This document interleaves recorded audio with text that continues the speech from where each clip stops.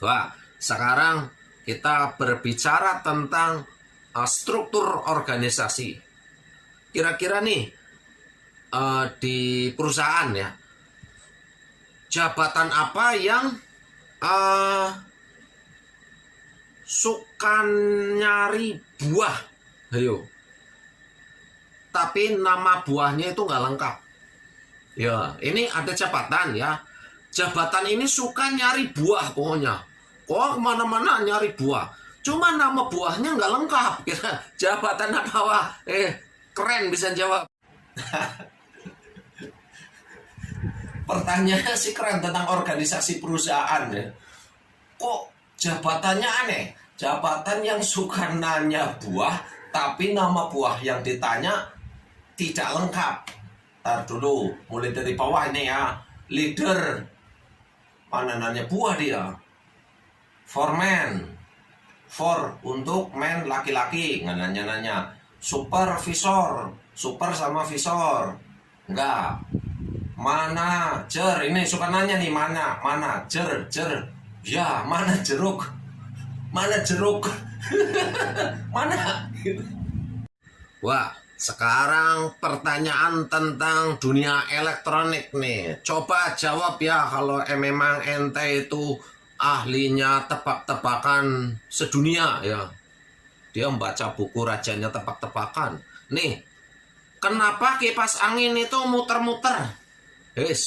Kenapa kipas angin itu muter-muter? Kenapa coba? Nah, itu pertanyaan tentang dunia elektronik. Tapi tetap akan saya jawab ngawur ya. Kenapa kipas angin itu muter-muter? Ya kan karena berotasi, berputar ya. Ada baling-balingnya, ada dinamonya. Itu jawaban teknis.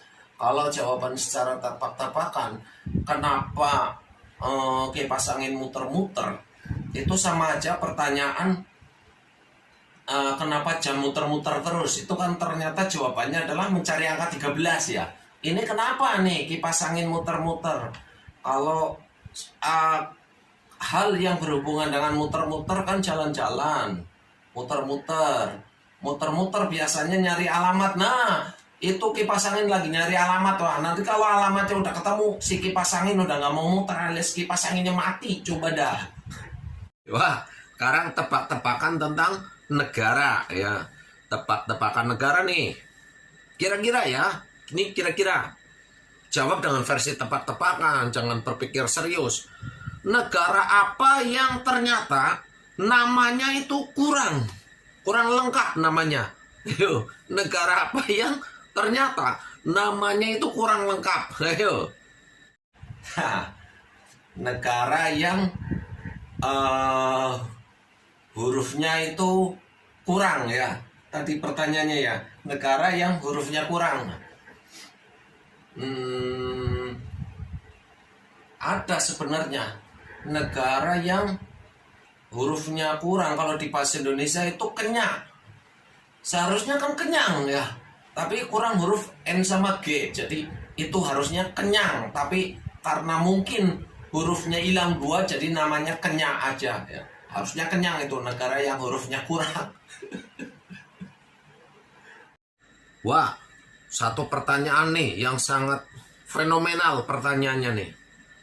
Ayam, kira-kira nih, ayam apa yang berada di luar wilayahnya? Ayo. Ayam apa yang berada di luar wilayahnya? Kira-kira ayam apa, Wak? Ayo, tentang hewan nih. Kalau tebak-tebakan tentang hewan saya senang sih.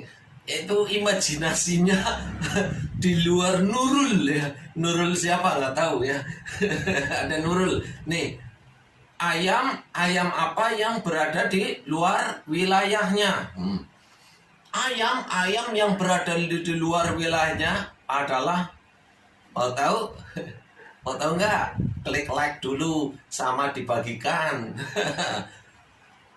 Ayam yang berada di luar wilayahnya adalah ayam merantau. Ayo, ayam merantau kan di luar wilayahnya. Kalau dia mudik baru ya pulang. Wah, saya punya pertanyaan nih. Tolong dijawab dengan penuh kehati-hatian ya. Nih, jika ada ikan air laut itu jatuh cinta sama ikan air tawar atau air sungai, apa yang kira-kira akan terjadi coba Pak? Nih, ikan air laut ya, itu jatuh cinta sama ikan air tawar. Coba, apa yang kira-kira akan terjadi? Pertanyaannya memang kadang unik-unik sekali ya. Ini kisah percintaan manusia enak untuk dibahas. Nah, ini kisah percintaan ikan loh ya. Aduh. Jadi apa yang terjadi jika ikan air asin jatuh cinta dengan ikan air tawar? Itu kita harus mendefinisikan arti dari makna dari cinta tak harus memiliki. Wah, kalau gitu caranya dipaksakan pasti salah satu akan menderita. Ikan air tawar yang ngalah ke laut dia akan mati, ikan air laut yang ke tawar juga akan mati. Jadi lebih baik disimpan cintanya ya.